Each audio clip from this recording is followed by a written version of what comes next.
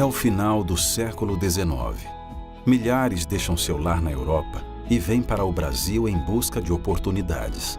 Nos navios, além dos imigrantes, chegam também pacotes contendo uma mensagem especial, que logo se espalha em comunidades do sul do país. Mas esse era um padrão adventista, utilizar navios ou companhias de navegação que levavam literatura. Primeiro chegam as publicações, depois os missionários, e assim o número de interessados por estas boas novas aumenta. Mas no território sul-americano, ainda falta um pastor para batizar esta gente.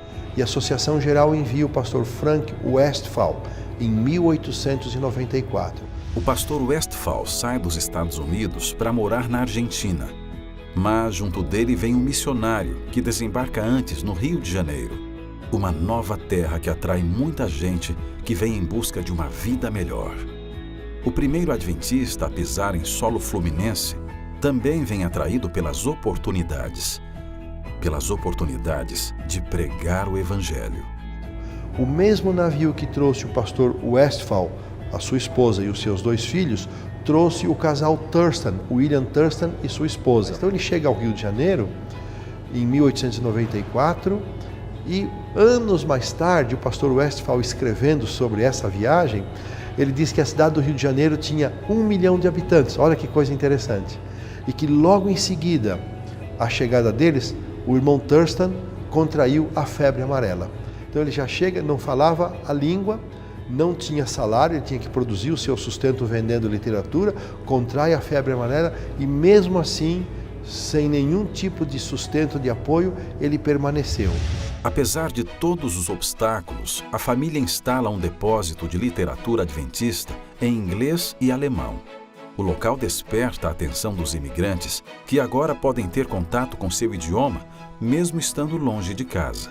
Há hoje documentos e indícios que nos fazem crer que eles se instalaram entre as estações de Quintino e Cascadura, provavelmente subúrbio e periferia do Rio de Janeiro na época, onde eles alugaram um imóvel. A gente não tem um endereço definitivo, mas é nessa região, e a casa do Thurston servia para ser um entreposto de literatura. É para esse lugar que a Associação Geral mandava os livros e a partir daí William Thurston distribuía com os outros comportores, Albert Stauffer e outros que surgiram, os próprios irmãos Berger e outros mais. A mensagem adventista se espalha na região. E em 27 de outubro de 1895 é organizada a primeira Igreja Adventista do Sétimo Dia no Rio de Janeiro, que hoje é conhecida como Igreja do Meier. É a segunda igreja adventista organizada no Brasil.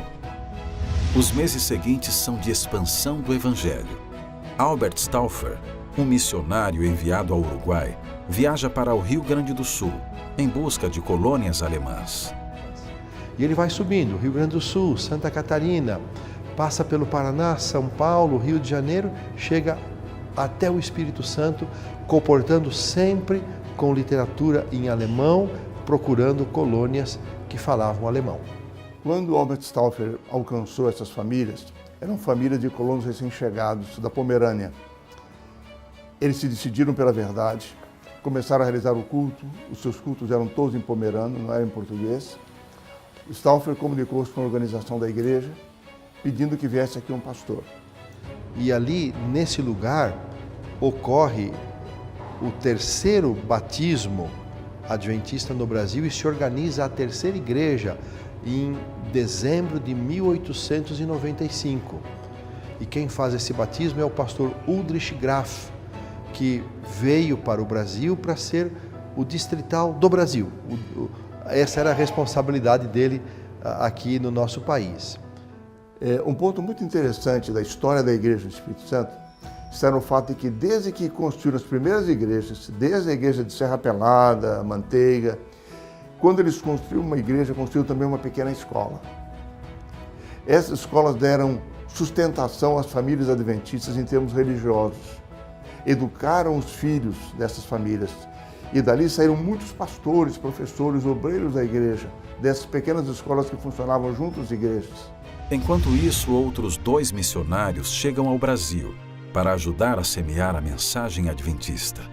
Os irmãos Albert e Frederick Berger passam um tempo no Rio de Janeiro com o missionário Thurston, mas logo partem para Minas Gerais com uma missão nada fácil, mas muito especial. Eles decidiram conhecer a colônia alemã daqui de Alto São Jacinto e começaram a trabalhar vendendo literatura em língua alemã. A primeira pessoa que eles contactaram aqui para oferecer a literatura foi Eduard Thomas, que era um senhor respeitado aqui na região. Os compositores chegaram à casa do Eduardo, foram recebidos pela esposa. O Eduardo estava na lavoura de café. Os compositores pediram a Albrecht Thomas, filho do Eduardo, que os levassem até onde o pai estava capinando a sua roça de café. Lá chegando, o Eduardo Thomas se sentiu surpreso por ver pessoas tão bem vestidas, falando a língua alemã, visitando em plena lavoura de café. Os compositores inteligentes logo tiraram os sapatos, pegaram enxadas e começaram a ajudar o Eduardo na capina da lavoura de café. Após isso, eles voltaram para a casa do Eduardo e lancharam ali, comeram. Foi só aí que o Eduardo perguntou aos compositores quem eles eram e o que vieram fazer aqui. Eles disseram que eram missionários, portanto religiosos, e que vieram até aqui para vender livros em língua alemã. O Eduardo disse: olha, eu devo dizer a vocês que eu estou esperando por isso há muito tempo. Deus que os mandou até o Alto São Jacinto. Em pouco tempo havia um grupo de 30 pessoas preparadas para o batismo. A data foi marcada. Os pastores vinham de fora e os registros dão conta de que o celebrante desse primeiro batismo foi o pastor Spies.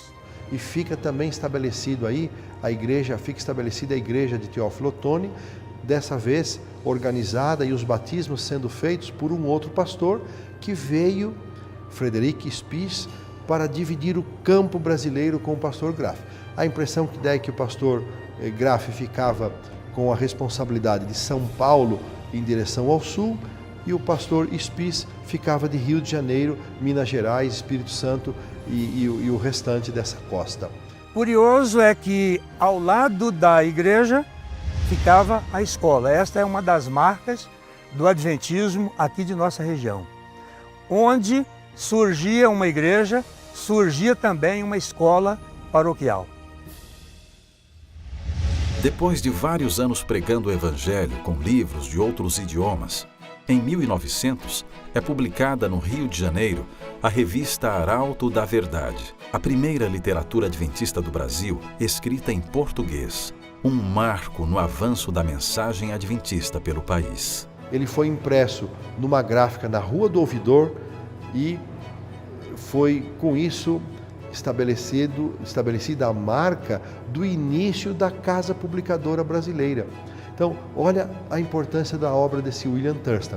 Ele é pioneiro na abertura de igrejas, ele é pioneiro como comportor no Rio de Janeiro, ele é pioneiro no estabelecimento da Casa Publicadora Brasileira.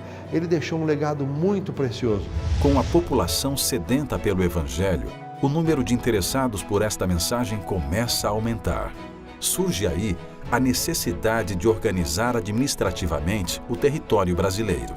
Entre outras sedes, nasce a União Missão Norte. Quando nasce a União Missão Norte Brasileira, em 1919, o nosso território ele vai do Rio de Janeiro até o Amazonas e nesse período nós tínhamos 916 membros batizados na Igreja Adventista. Um vasto território, poucos membros e grandes desafios. Basicamente nós temos aqui nessa época 3 desafios. Nós temos o desafio do idioma, nós temos, por incrível que pareça, um desafio chamado transporte E nós temos um grande desafio que é a região geográfica, a distância geográfica. Então, uma viagem, para ter uma ideia, do Rio de Janeiro até Belém do Pará, para atender a igreja ali estabelecida, o pastor Frederico Spaes, que também foi um dos nossos líderes aqui na nossa União Missão no início, ele pegou um navio do Rio de Janeiro e foi até Belém do Pará. Quanto tempo ele gastou nessa viagem? 15 dias de viagem. Ou seja, a geografia era um desafio, a distância era muito longa. Um pastor, em média, ele demorava a voltar na mesma igreja que ele visitava de 6 a 8 meses para dar a Santa Ceia, para realizar um batismo e também para fazer as atividades espirituais daquela comunidade.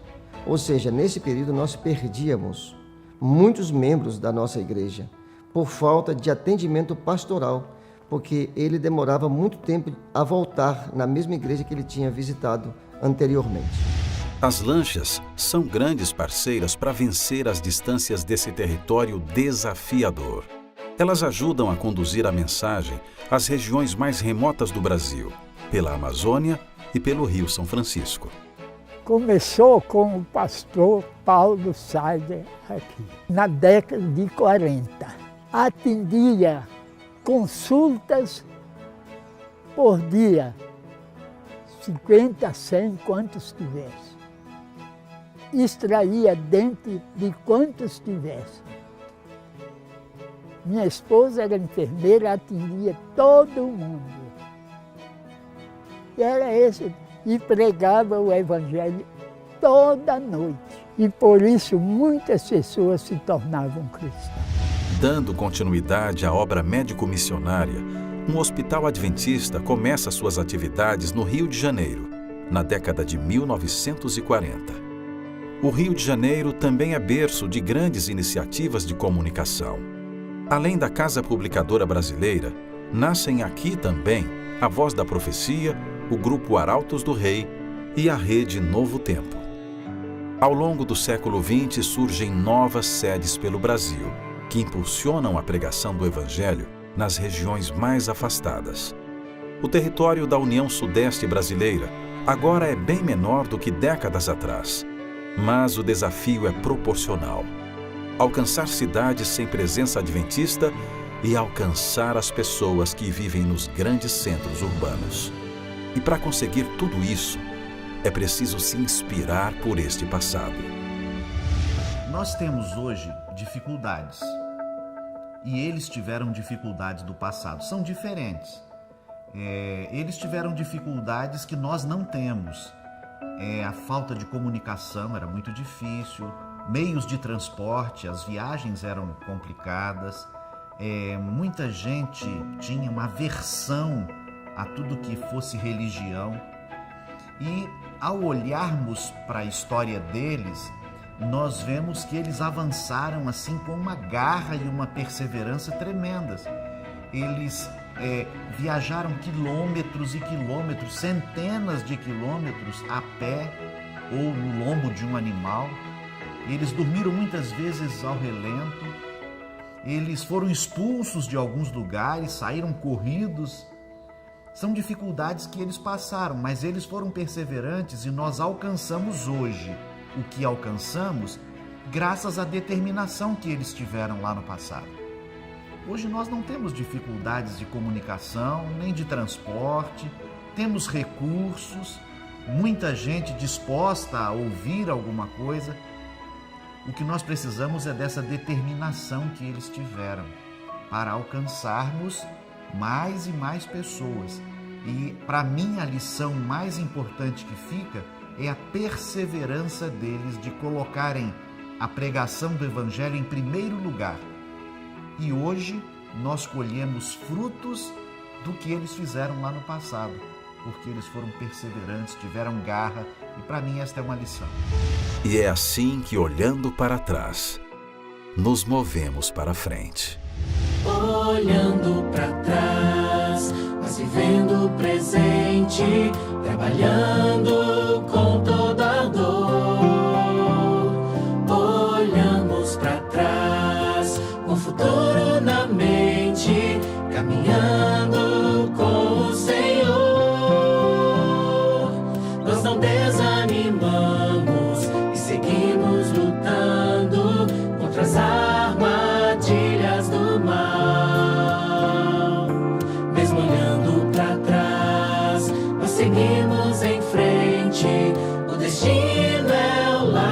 celestial.